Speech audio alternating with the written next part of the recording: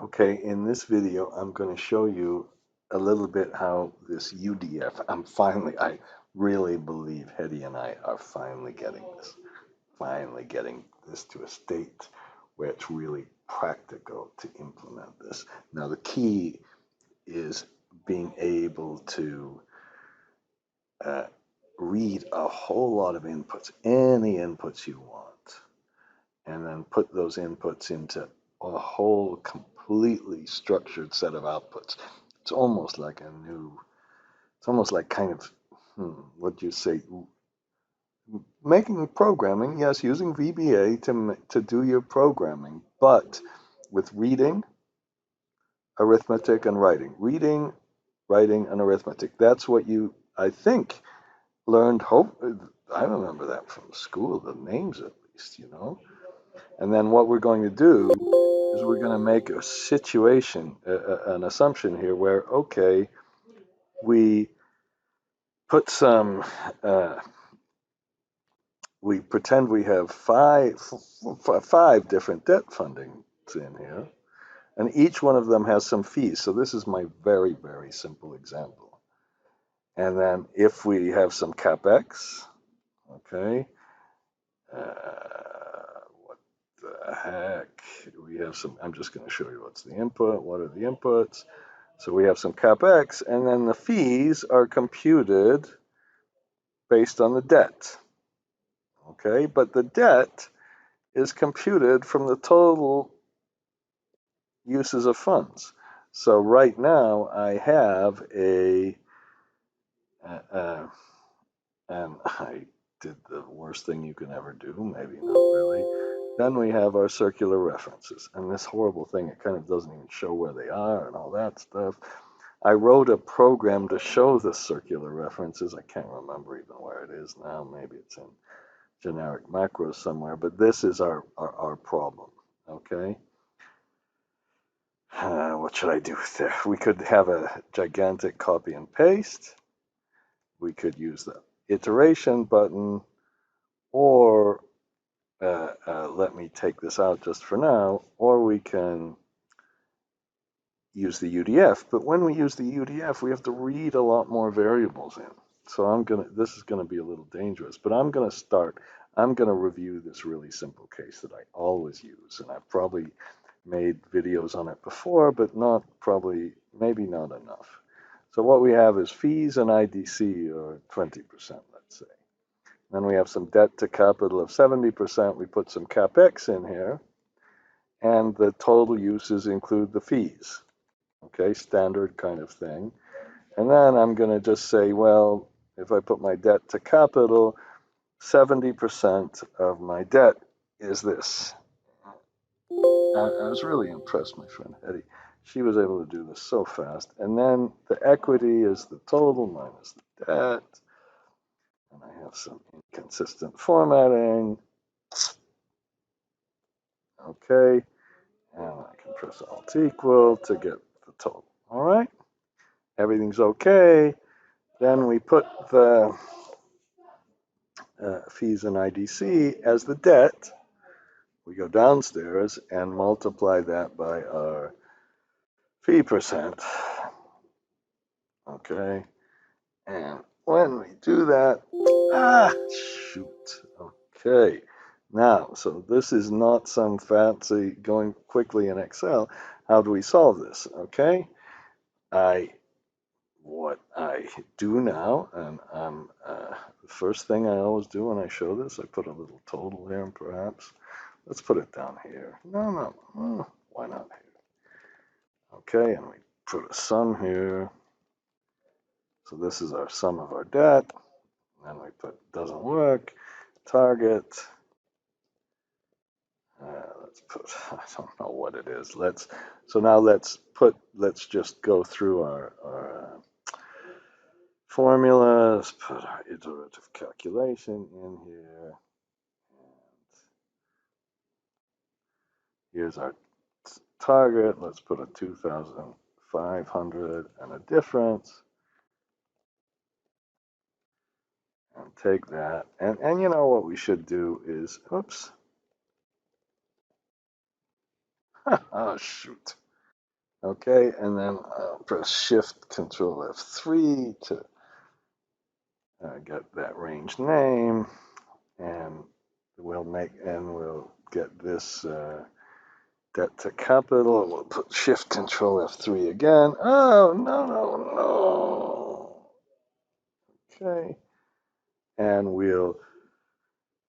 before we make our goal seek, it should almost be like standard. Okay, and we'll make a macro, and we'll set the difference. That difference, we'll set that to 0 by changing the debt to capital. And then we get a circular reference, and we get these crazy things. Okay, and then I better stop the macro. I almost forgot I had it recording, and then we go to our macros, and then we go to the edit, and we take away this crap over here, and we say the difference, and I have totally forgotten what I call fees and IDC. Okay, and let's put that in. Okay. Remember, when you use that Shift Control 3,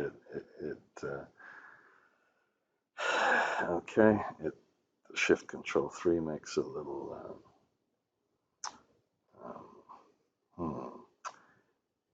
it makes okay, now something very interesting happened. My goal seek works. Okay, I'm not going to bother changing the button. And I guess I really didn't. Okay, I didn't want it. I wanted to change the debt to capital, and that was kind of stupid, but whatever. Okay, so we better put this one back in. Oh no, kind of works. This is kind of interesting. It doesn't usually happen. Look at this one.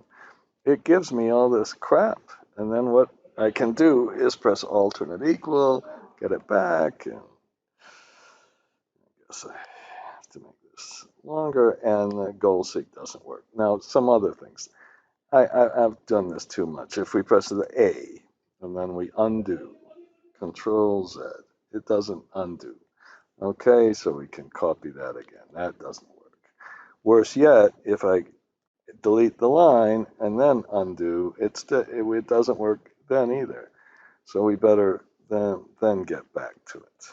Okay, and I have had very real nightmares with this when I taught a class about 17 years ago or so. I did it with a circular reference, and let's not bother with that. It was a complete, utter, total disaster.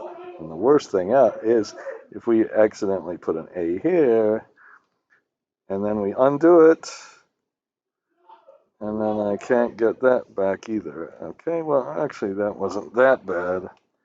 Here's what I wanted to do. Sometimes you get divide by zeros all the time. What if I put equal 1 divided by 0 here? And then now I do this, and I can't even get it back here. And I can't undo anything and all this stuff. Oh God, what am I going to do? Let me. Oh, this time I kind of got back, but okay. If I haven't demonstrated enough of the problem with that method, I'm sorry. So okay, I always say, okay, this is a perfect tiny little example where we go to our developer tab, and we in our macro, let's edit this one, and down here let's put function fees. Okay. All right, and I don't really need it capitalized, do I? Okay. And then and I might do this again and again, I'm sorry, the parallel model involves starting at the end and putting fees is debt times. Now, the reason I'm doing this is, remember, I showed you that other one where instead of having one debt function, we have a whole bunch. And this is the problem. That's why I'm kind of doing this. Fees equals debt times fee percent, something like that. And then I put this fee percent. Now this is going to be the issue, because unlike this case, where we just have one or two variables, then we have the next one, we're going to have a whole, in the other example, we're going to have a whole bunch. And then you put debt equals uses times debt percent. And then we have to put this up here. Okay, so in the other example, we're reading array variables, and we're reading multiples, ones of them. And the real problem, for me, a gigantic problem, is I can't type and think and talk at the same time. A real problem is how to get the data in and how to get it out. Okay?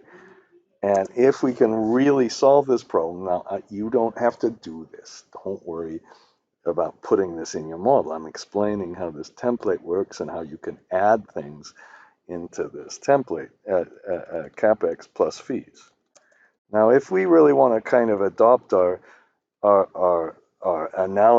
analogy, if we were making a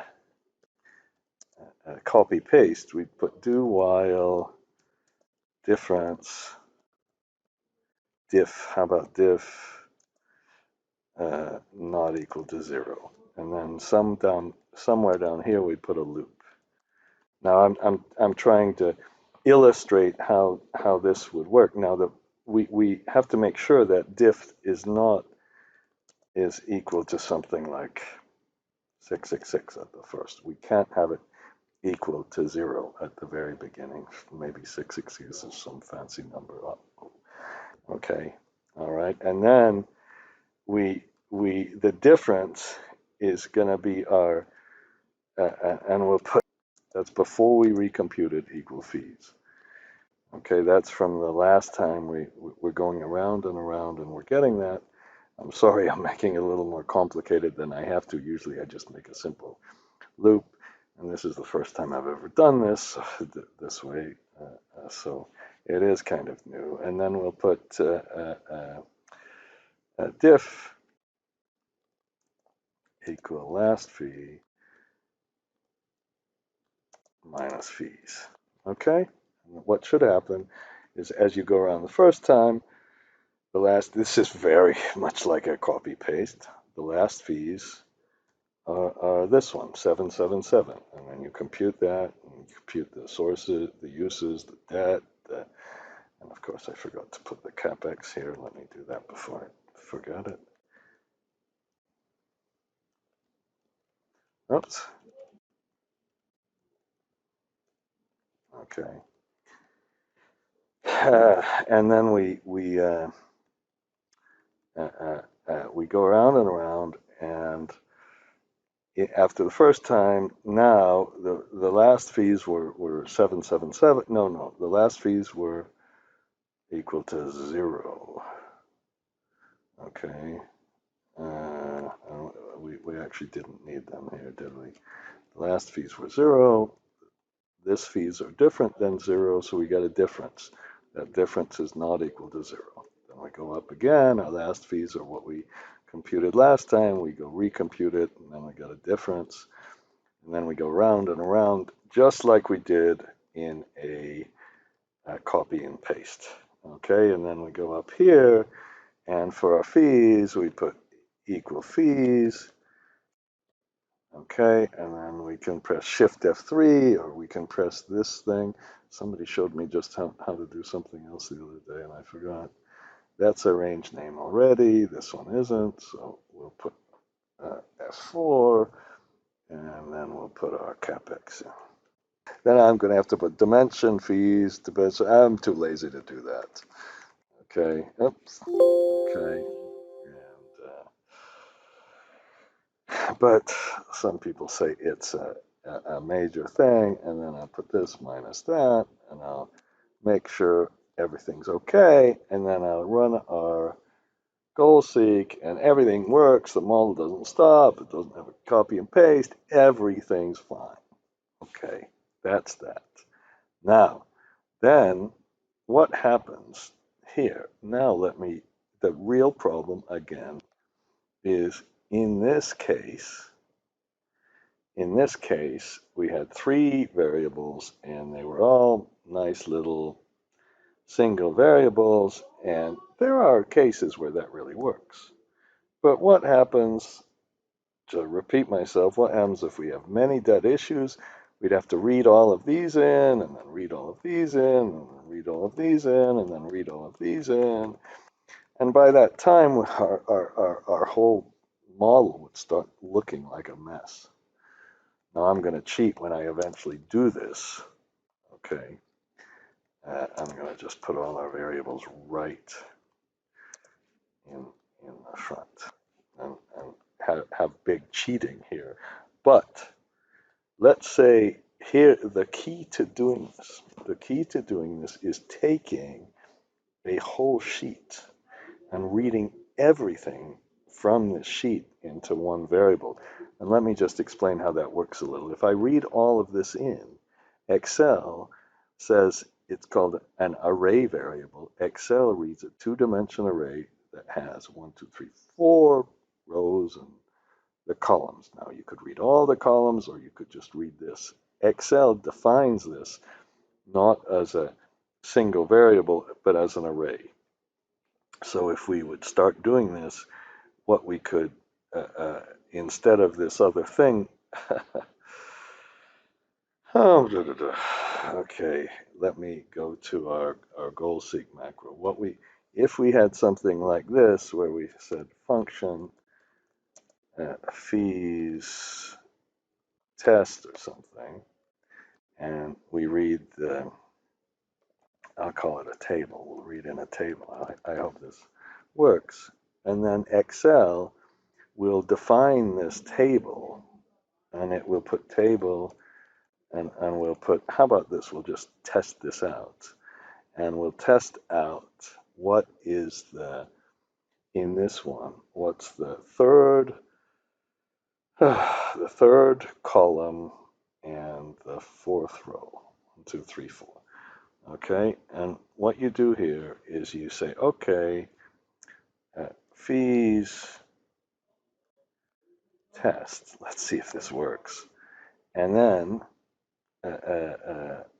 up equal table, and we put the 4th row and the 3rd column in. And I better, just in case, I always use option base 1. Okay, and then let's see if it works. So what you could do then is you put, let me put it over here, equal fees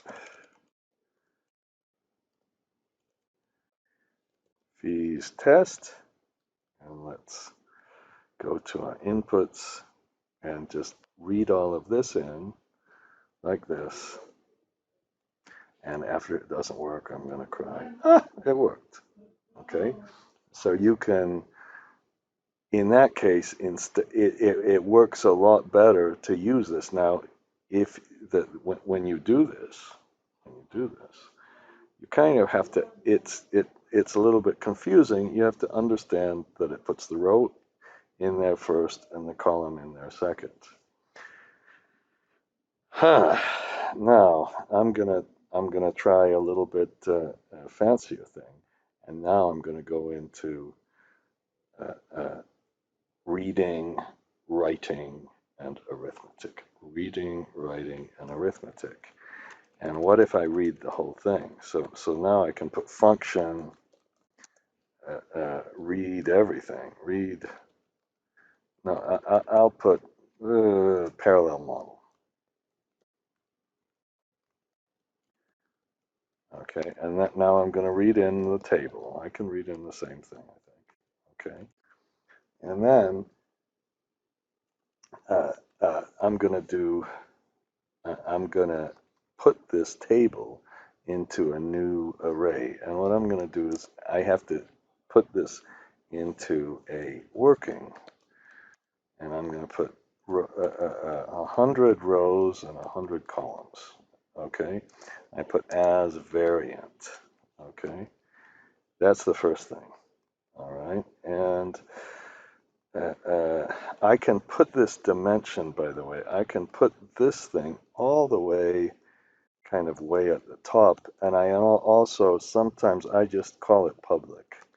There's not a big reason to do that. I could call it either dimension. That variant means that you can, it could be an integer, it could be what I used to call a floating point when I did some language called Fortran that nobody's heard about anymore.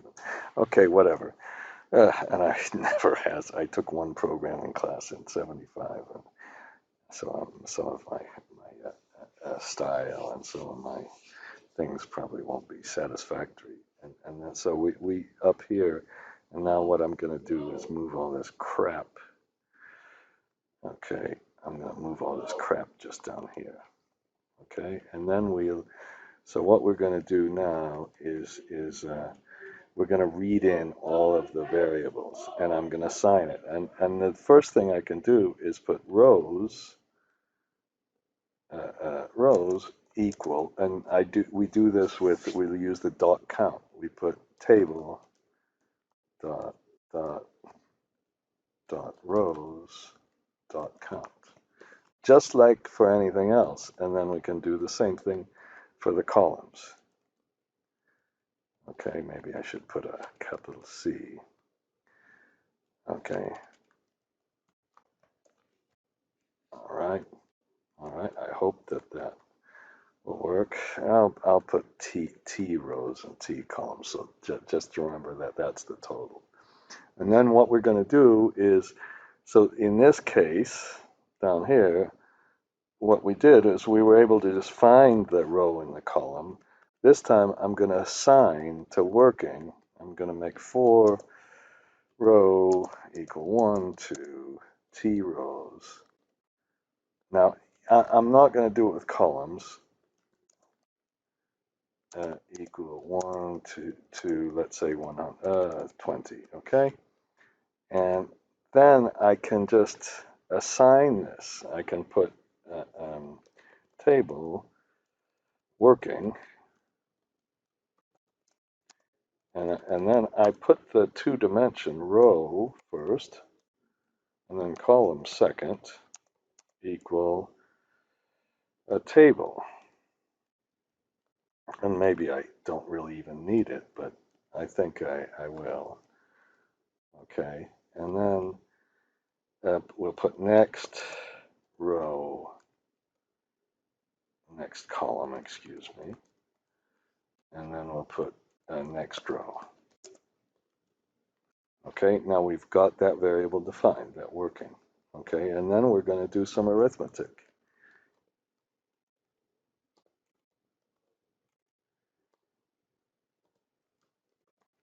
And I can't spell it, can I? Arithmetic.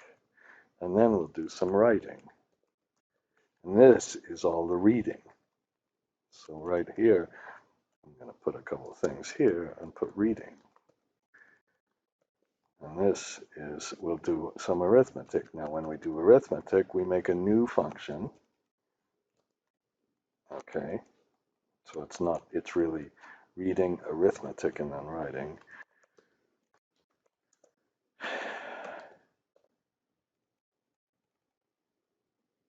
I can't spell a stupid thing. Okay. Why did I do it like that? Okay. And in our arithmetic, let's do something really simple. Let's take our working and just multiply everything by 2. Okay, so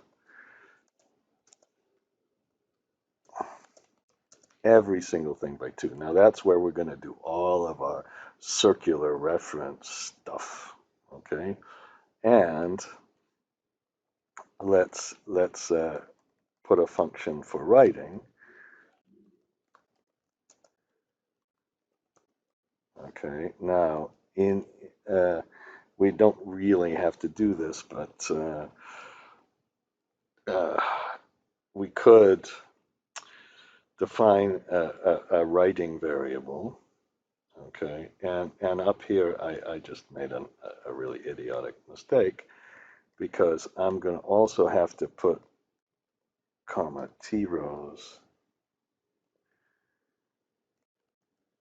comma t calls, and then we're going to have to do this. While we do this, we need to go around it. Okay, sorry about missing that one. And then I'm going to make one more variable now called output. Okay.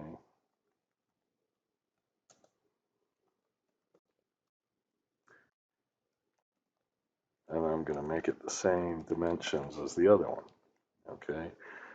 And in the writing, we're just going to take this working and put it and call it output. We don't really have to do that because we could have done the whole thing with this, and I'm not going to multiply it again. So we're just going to assign the output row, and then at the very, very end, up here right at the end, what we need to do is just like we defined fees, we put parallel model equal equal output, output. Okay, and we don't have to do anything fancier than that. And let's see if it works. I'm debating right now whether I should try it. I'm gonna pause it. I can't show you all my mistakes. Okay, God, this is so frustrating. I did make one little error. Okay, right here. I didn't put a dot after the dot count. Okay, and that took me a long time to get right. So then now this is an array variable. So I'm gonna select where I'm gonna put it. That's the big deal. And with these parallel models, when you really get it, it's gonna be like this. And I'm gonna put parallel model. And then I'm going to select these ones and then press Shift Control Enter. And notice that it did exactly what we said. It's multiplied all these by 2. And then this one is multiplied by 2 here. Did I get all the way to? No, I didn't. I stopped here. Okay, but that we saw how to read in things, how to write out things, and how to do a very simple little arithmetic. I'm trying to find the stupid thing here. So what we did is we read in this table that's table is a 2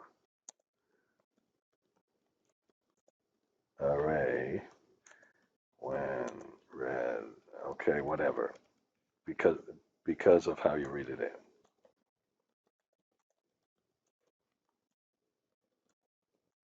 This is the big deal. If you can get that, and then this is just like a regular VBA. It's nothing else. You know, you can define and defining a size of a range, okay? And then we loop around, and